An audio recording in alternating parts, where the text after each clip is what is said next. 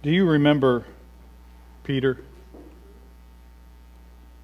I'm sure you know of Peter. Simon Peter, the rock.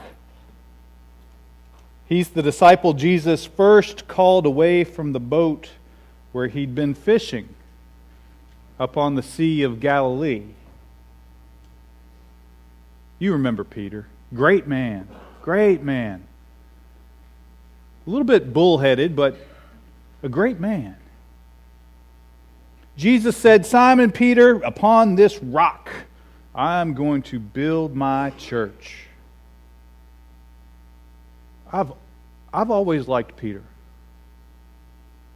He has the ability to make me feel like my own imperfections can't ultimately get in the way of whatever God might be trying to do. You know?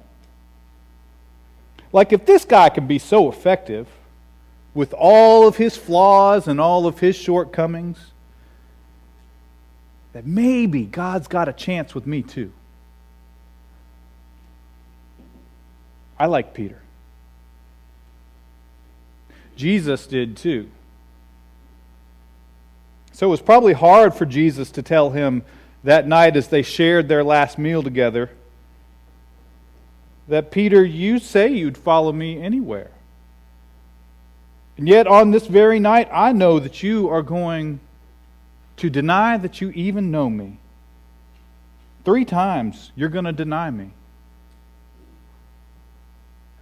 And Peter couldn't imagine that that would ever happen. He was much too headstrong to ever admit it.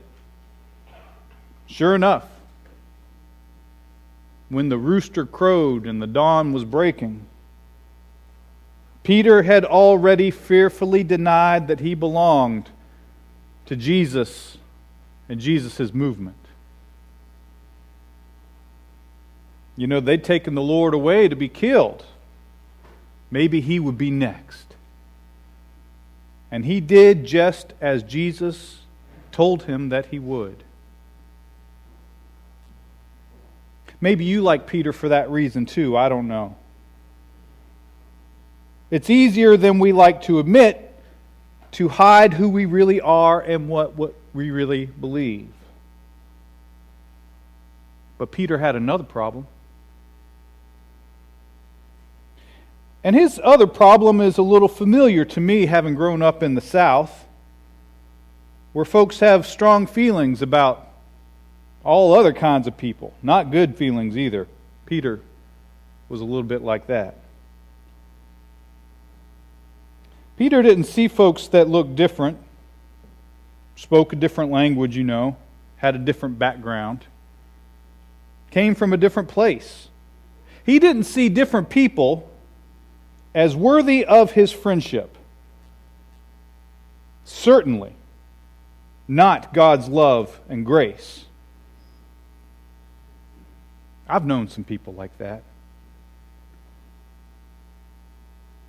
But after Jesus had left this earth, you know what God did? God gave him a dream. And this dream was going to change all of that about Peter.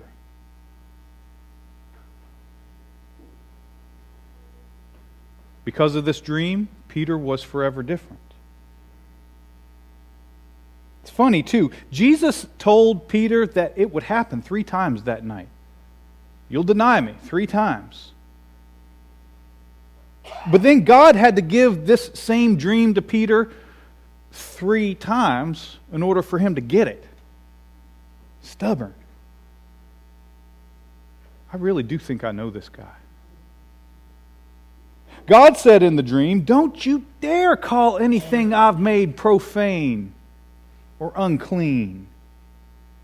It is all good." Point was that God wanted Peter to be much more open-minded towards different people.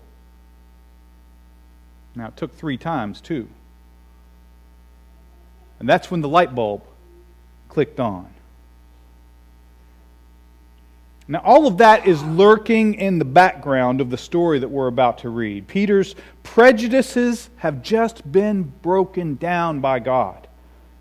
And now, Now there's a Roman soldier of all things who wants to see Peter and hear about this Jesus who had lived and died and been resurrected.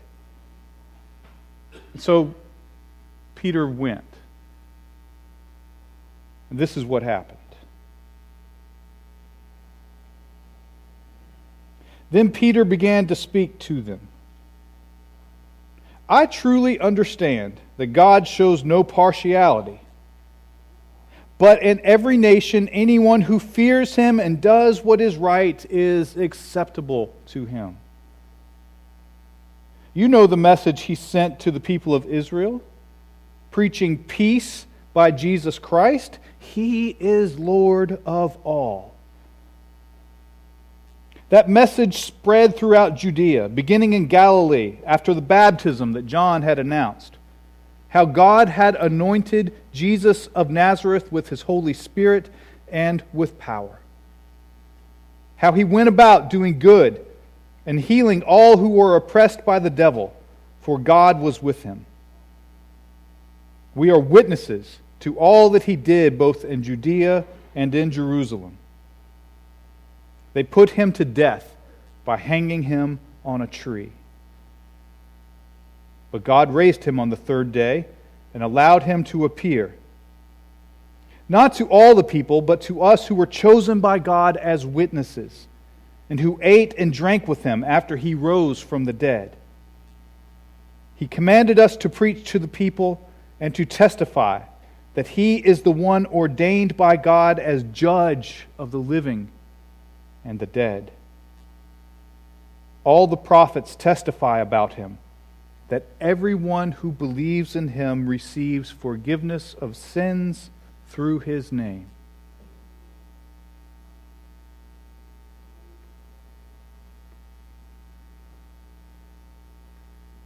You should read the cast of characters that get involved with this Jesus and His movement. I mean, between the 4 Gospels and the book of Acts, it's pretty astounding stuff. And you kind of think Peter would have understood this by now.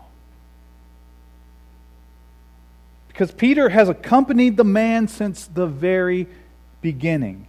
I mean, he knew about the tax collectors. He was there. He knew about the women who had been forced to work in the sex trade. He was there.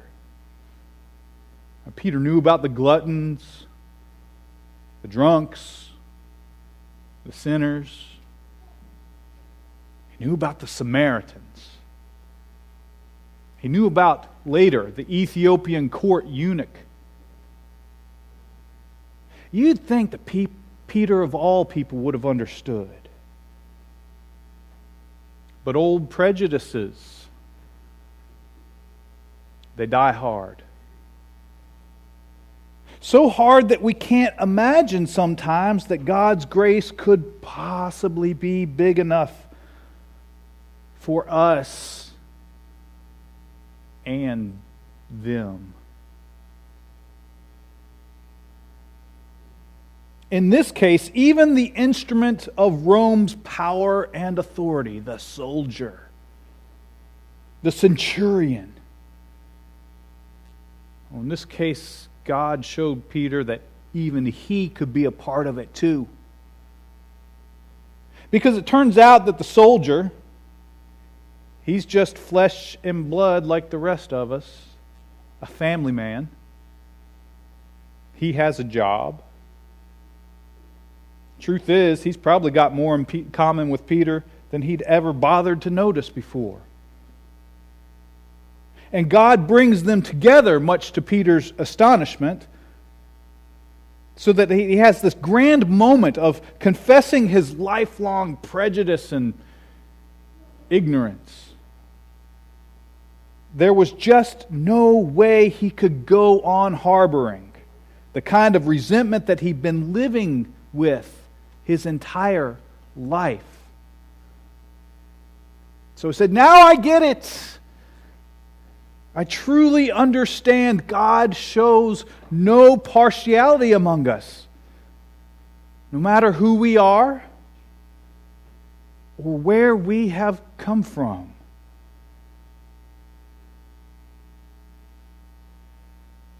There is no us. There is no them.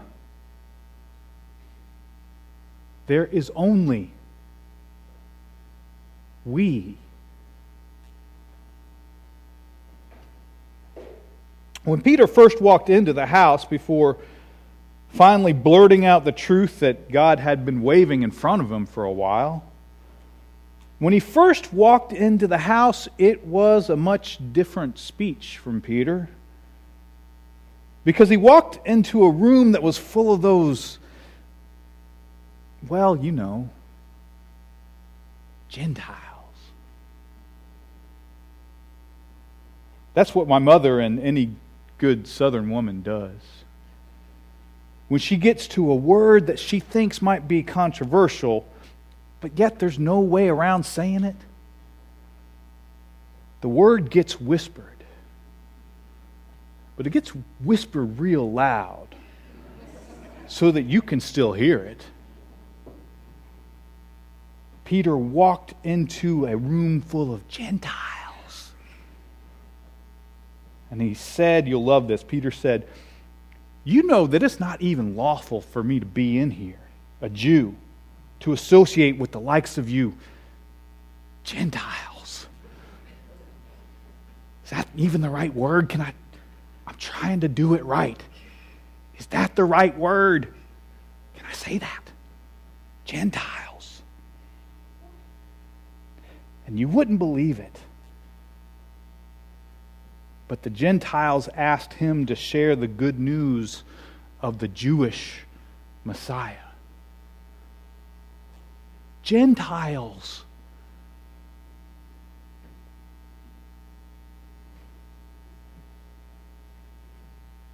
And boom. Peter, kind of like the needle on the record, skipped all the way off. Everyone turned. Peter said, oh, now I get it. God shows no partiality. Sometimes you just got to let it go. Sometimes you just have to admit that you've been wrong and then get over it, right? But it's more than that. There seems to be also a point when we move from knowing the story about Jesus and then realizing that it could be the story about Jesus, that it could be, well, it should be, and that it can be, that it is our story also. Because Peter could tell the story of Jesus. He could give you the long version. Read the story of Pentecost. He could give you the short version. Cornelius and his family kind of got the Reader's Digest. It's a story about healing and wholeness, justice, equity. But ultimately, the story about Jesus is about resurrection. And Peter could tell that story. Peter just didn't always understand how it was also his story. You know? That resurrection was happening to him. Just like it is our story. And it keeps happening to us. Over and over again, it keeps happening to us. And it happened again to Peter. Bigoted, prejudiced old Peter. You weren't like him and you weren't nothing. Didn't come from his neighborhood, didn't speak his language, didn't eat his foods, you know? You didn't count. And yet, resurrection happened to him again. I remember when I was in 7th grade, a teacher assigned us to read a book. Now, I'm not a good reader by any means. It's frustrating for me. And I was given to such things as looking for the cliff notes so that I wouldn't have to read the entire thing. Or I would watch a movie by the same title. And when she handed us this book, it had a picture. I'm a 7th grade boy. It has a picture of a little girl on the front. I know there's a movie by that name. But the good teacher that she was, she had us read together the first few pages to get a sense of how this book was written. And these words caught me like a net. Being Southerners, it was a source of shame to some members of the family that we had no recorded ancestors on either side of the Battle of Hastings. I knew people who spoke like that.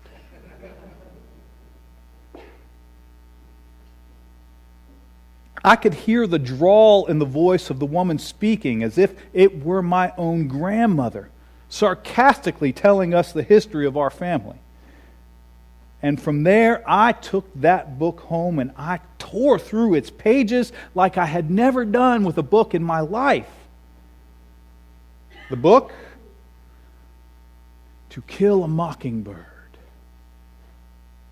The story of an Alabama lawyer by the name of Atticus Finch who bravely defended a black man accused of murder. Small town, segregated South. And when I had consumed this book, I was a different person. I knew the characters in it. They were my family. They were the people who lived in my town, and they all had the same prejudices, driving all of the same madness, leading to all of the same misery. And I read this book, and I knew that I was now different. I saw the world through entirely different eyes. And I did not have to continue on the way that folks had been carrying on for centuries on end. Stories have power. Stories have power to change us. Stories have power to open our minds to a different way of living than we ever have lived before. Has that ever happened to you? Have you ever put down a book, perhaps, with tears in your eyes and vowed that you would be different? Ever walk out of a movie like that? It's the same thing, really. A production on stage. Les Mis, Rent, Miss Saigon.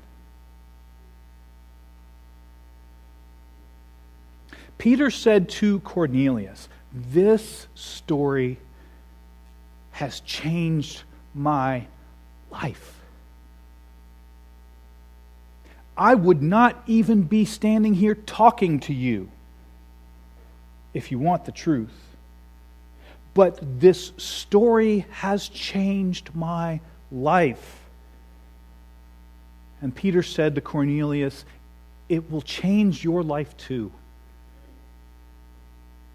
Isn't that so? Well, isn't it?